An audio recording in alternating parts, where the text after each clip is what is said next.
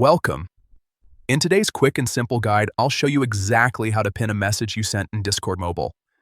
Whether you want to highlight an important update, a reminder, or just something you don't want to lose in your chat, pinning your own message makes it easy for everyone to find later. Let's jump right in. First, open the Discord app on your phone. Make sure you're logged into the correct account and that you're in the right server or direct message where your conversation is happening. Next, open your messages. You can do this by selecting the chat icon at the bottom of your screen, then finding the conversation where you sent the message you'd like to pin.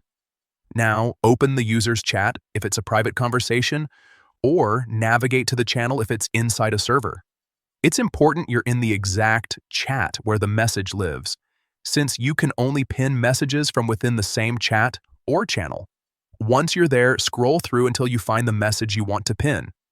This could be something like an update, a link, or even a short announcement you posted earlier. Take a second to double-check that it's the right one. Now here's the key step: long press on the message. After you hold it for a moment, a small menu will appear with several options. From that list, tap on Pin Message. Discord will then ask you to confirm your choice. Simply hit Yes or Confirm, and that's it.